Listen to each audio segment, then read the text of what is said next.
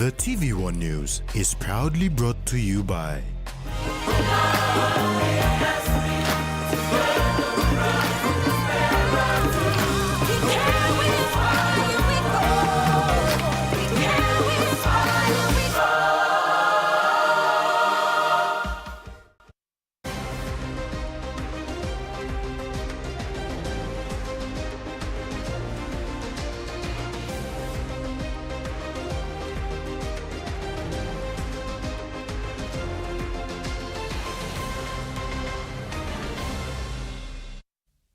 Hello and welcome to Saturday's news. I'm Jasmine Irajak. Coming up in tonight's news, cost of Pogera care and maintenance at 600 million USD. PNG Port outlines role in tourism development, and Tambua commits to the code of rugby. Barrick New Guinea Limited, the managers of Pogera Mine, has released the figure of the total cost of care and maintenance during the closing of the Pogera Mine from April 2020 to December 2023. Barrick has put the total value of the cost to 600 million US dollars, that's 2.45 billion kina.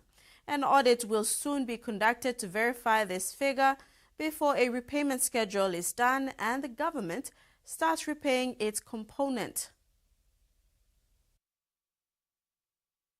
The government and people of PNG own 51% of New Pogera Limited. This 51 is collectively owned by the national government through Kumul Minerals Holdings Limited, the Inga provincial government, and the SML landowners.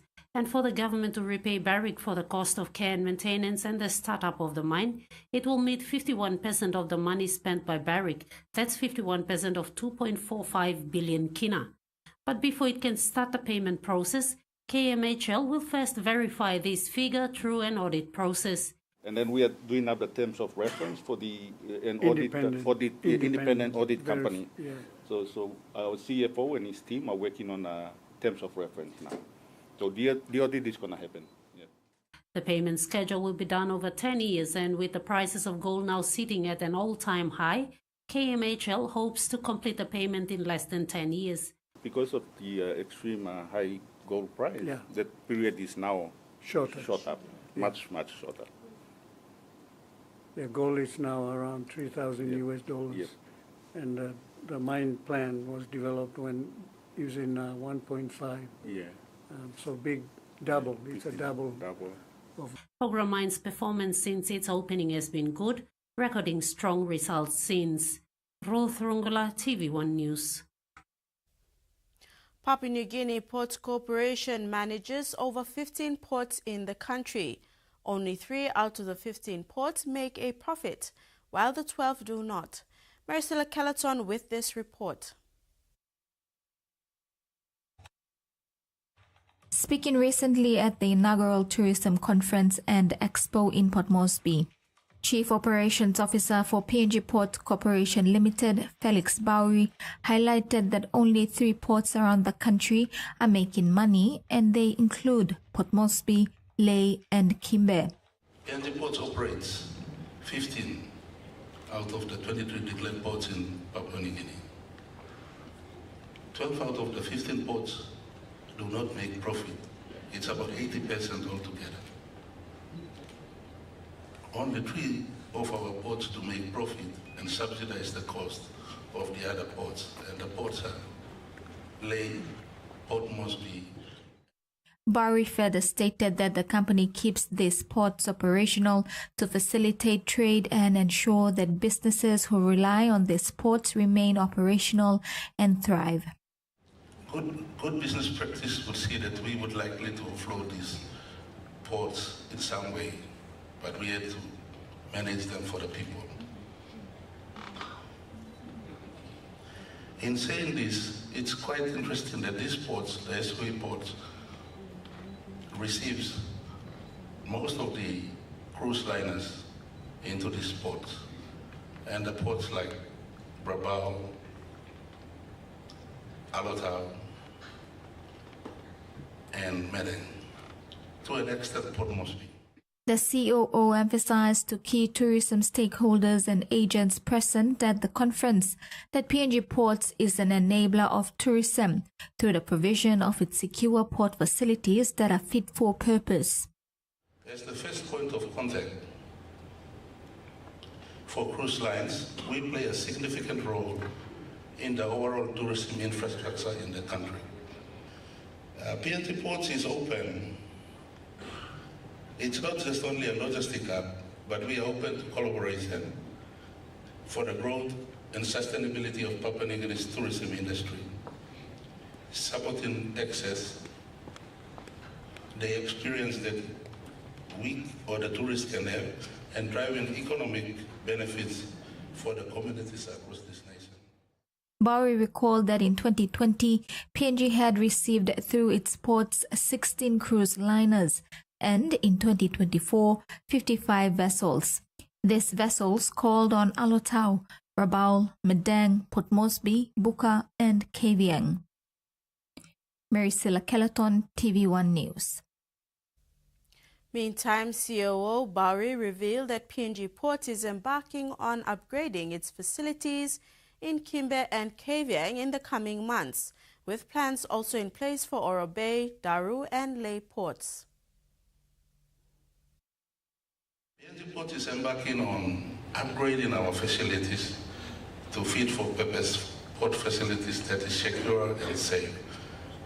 So we are looking at upgrading Kimbe in the next few months down the line, followed by Oro Bay, Daru Port, Lae in the pipeline, and also KVN Port. KVN is quite interesting, and it's very interesting where we will upgrade the port facility, and also we are looking at relocating the facility to a new site.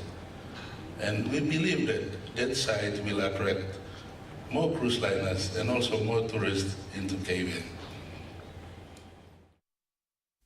Vision City was swarming with people as they eagerly watched the second day of the PNG Fashion Show. Today, 12 models showcased 6 collections from different provinces of the country. The show also featured mini models comprising of children strutting with confidence on the mini runway, keeping the crowd active, while T-shirt challenges also had the crowd involved. Today marks the second day of the 3-day fashion show at Vision City. A packed crowd from both floors of the mall stood and watched in awe as the PNG Fashion Show Week put on its performance.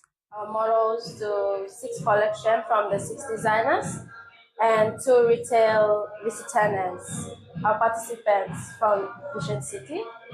And we concluded with our T-shirt challenge, and also we had model auditions and also kid models. They had a runway as well yesterday. And it's the same today, but we have a different variety of collections from the same 6 designers and the 2 participants from Vision City. We have Mr. David Kilapet, he's from New Island.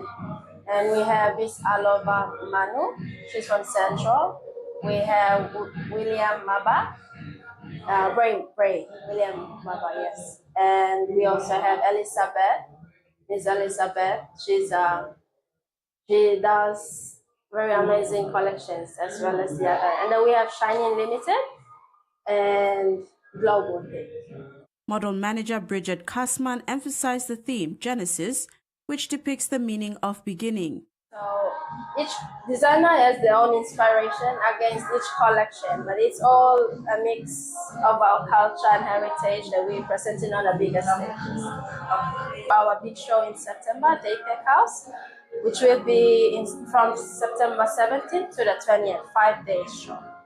And it will be an amazing show, and the models that we select in these 3-day auditions will be the ones taking part in the big show in September.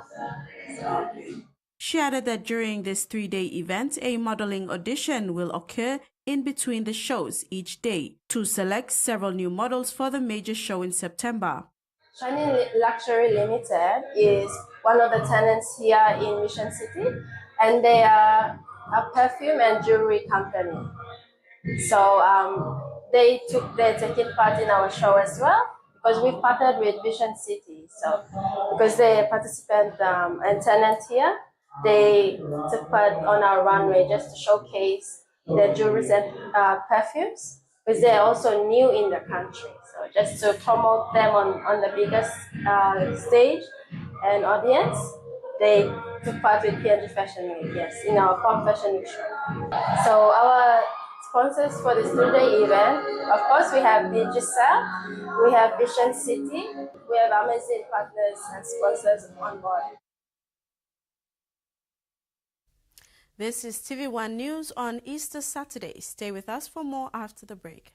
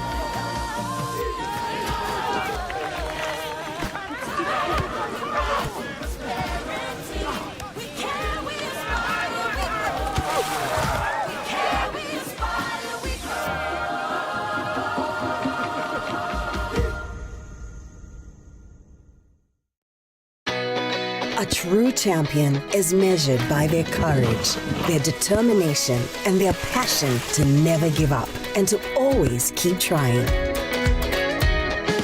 With a delicious Milo in milk taste and added nutrients, Milo in milk is a great way to fuel our little champions with nourishing energy every day. Because true champions give it their all. Milo, PNG and Mia. Find PNG made.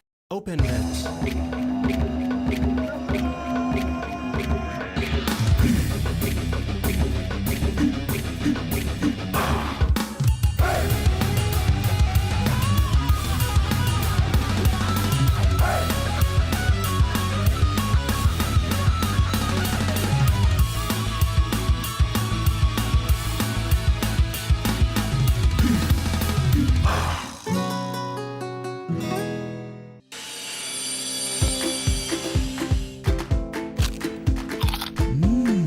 Right across the nation, we eat snacks crackers.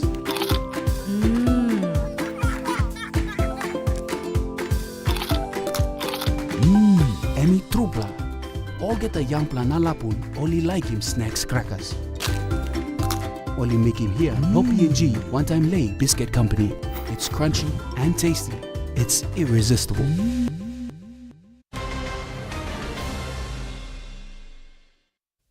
Welcome back. In regional news, Pacific youth are overrepresented in Australia's justice system, but a group of dedicated caseworkers, police officers and former youth offenders in New South Wales are tapping on their Pacific culture to buck the trend. The Pacifica program has given youth offenders a sense of community, identity, and the tools to create positive change in their lives. Once a week, at the Cobham Juvenile Justice Centre, boys of Pacific heritage get together to reconnect with their island culture. There's food to share and a ceremonial bowl of gava. The centre gives us this opportunity to learn about culture again. It's part of the Pacifica program, first started here in 2019. Initially we had two separate rival gang groups who were unable to mix. And it took about 6 to 9 months for intense workshops, one-on-one work with them, for us to even consider bringing those two groups together, which was massive. And there have been more success stories since, including one boy who was almost transferred to prison, but later managed to finish school while at Cobham. He was one of the first in his family to complete his HSC, was able to gain employment, and that was all through the support through Pacifica. Professor Joji Ravulo says Pacific youth remain overrepresented in the New South Wales justice system. But he says initiatives like the Pacifica program are a novel way to address the issue. It's trying to understand what has led to this person doing the crime and how do we then potentially create support to counteract that criminal behaviour in the first place. Hey, Michael Phelps right there, put the camera on Michael Phelps. A lot of Pacifica's work starts in the community with at-risk youth. I'm a supporter at our rugby games, and they buy stuff, they make us feel loved. Through this program we do plant seeds and we can start changing mindsets to help these young people, take that step to change. Pacifica has recently received government funding to begin training staff statewide, with Queensland and Victoria Youth Justice also reaching out. The Trump administration has upped the ante in its fight with Harvard University, threatening to ban the enrollment of international students. The U.S. government says the actions are aimed at addressing anti-Semitism, but the institution says the orders threaten its independence.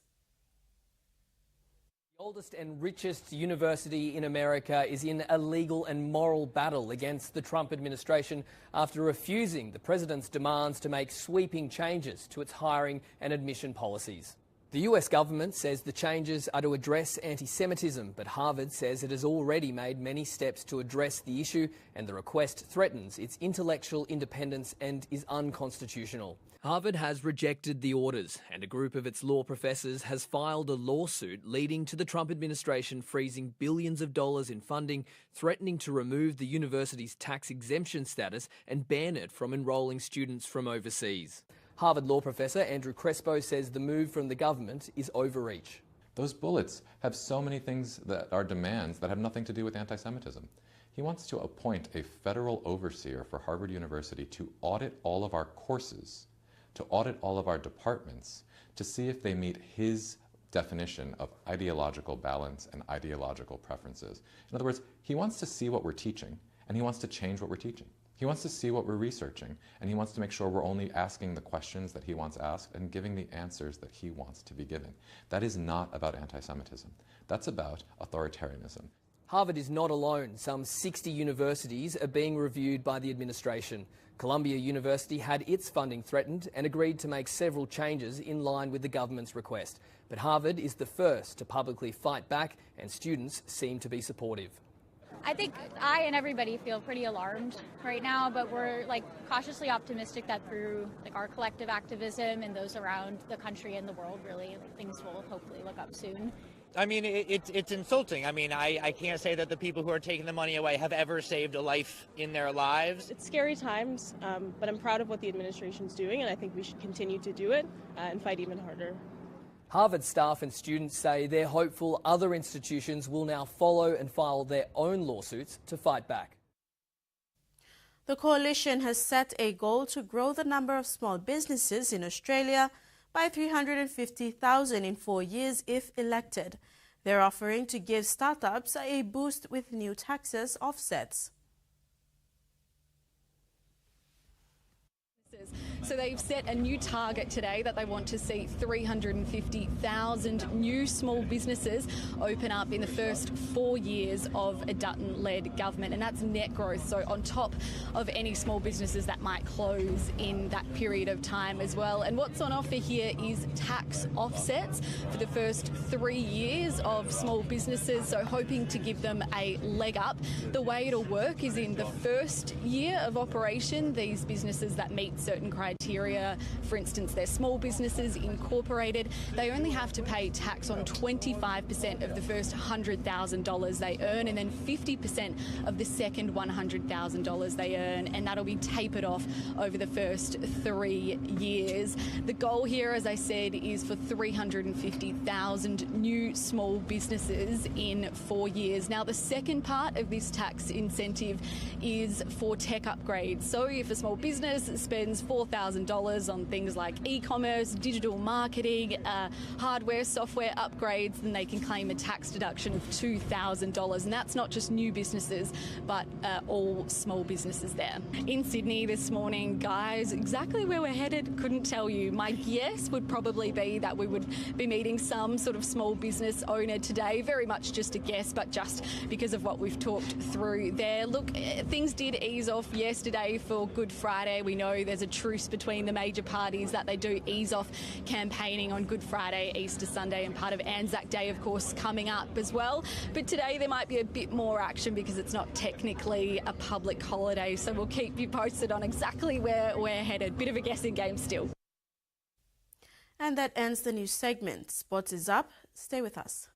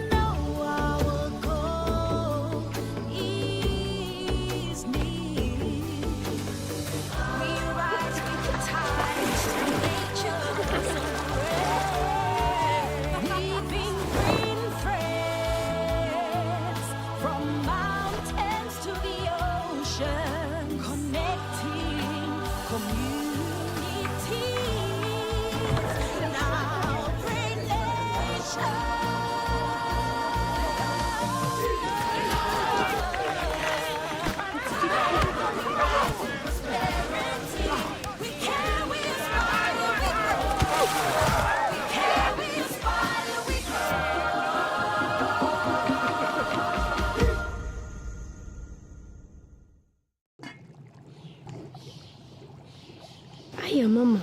You wait then, but me add him special flavor. Put in more flavor, put in more taste. Magic Kakaru, get up a big smile on face. Time for Kim chicken, a great fumu too. Sip, sip, the mumu, yes, magic on you. Maggi, the taste PNG loves.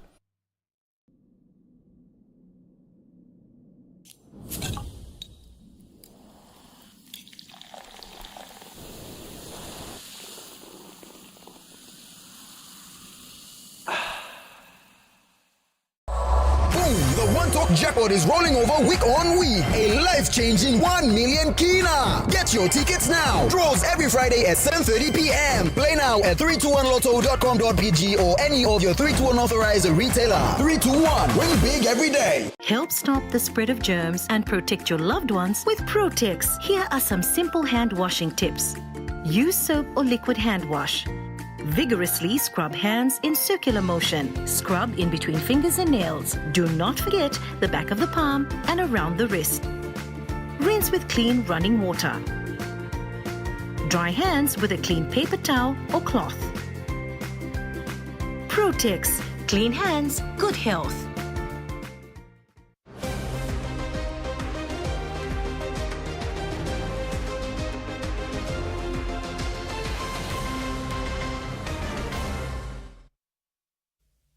Welcome back. Papua New Guinea is among 3 other nations that have been identified by the International Rugby League Board as priority nations.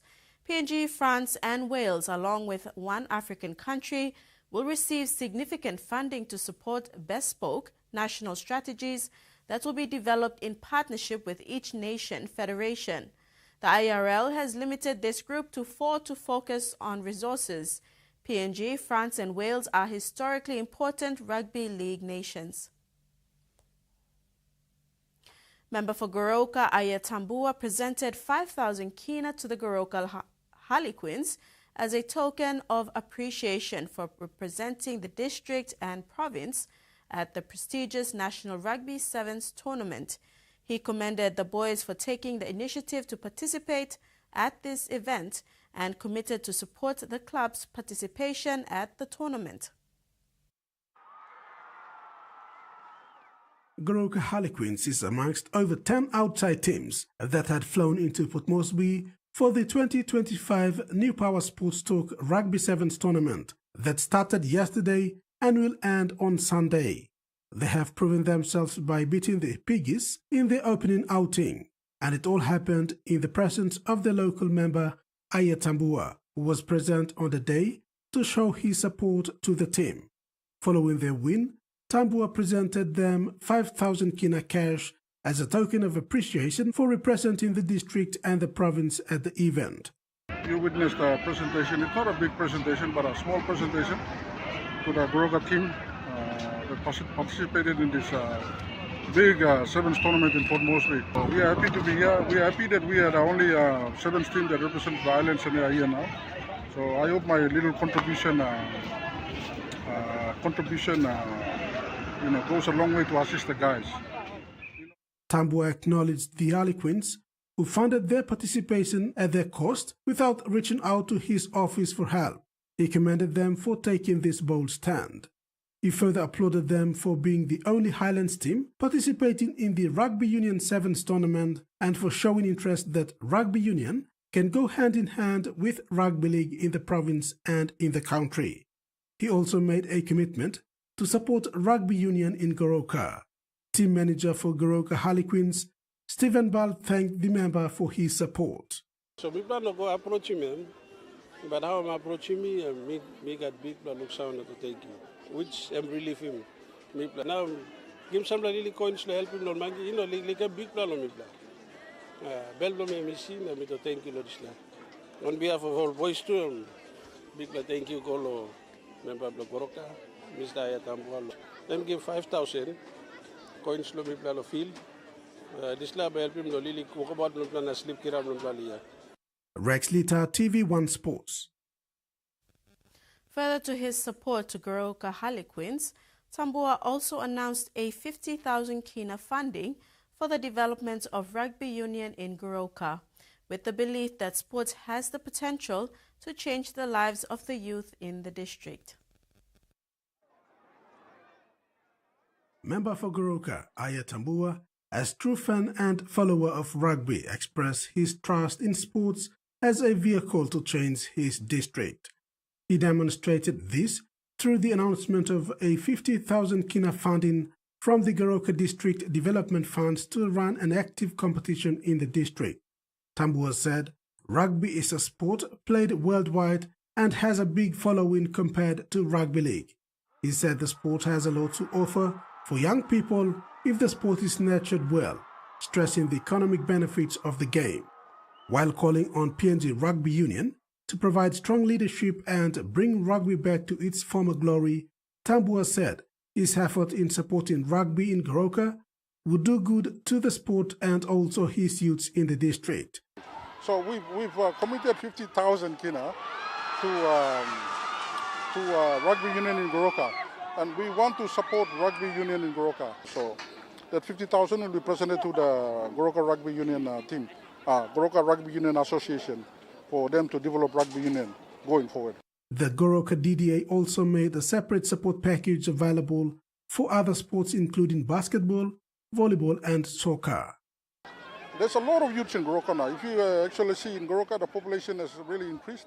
So we put 50,000 in rugby union. We put another 50,000 in soccer and volleyball, volleyball and basketball, and we put 100,000 in soccer. So we want to develop sports because we know that most of the youths that are not doing anything hanging around the town, we want them to come and play sports. Tambua has urged the youths to participate in those sports once the competitions are up and running, as he aims to make positive changes in his district. Tambua present at the New Power Sports Talk Rugby Sevens tournament yesterday and cheered the Goroka Harlequins as the only Highlands team at the tournament. Rex Lita, TV1 Sports. And that ends the sports segment. We'll now have the weather forecast.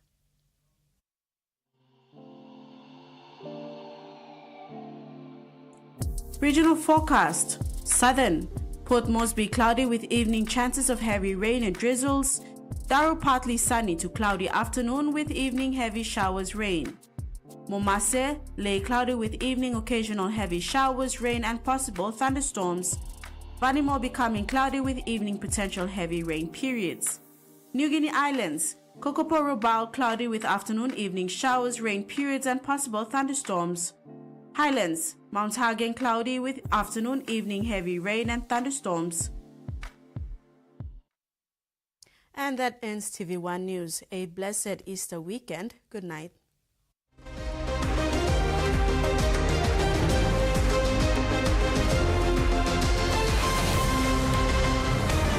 The TV1 News was proudly brought to you by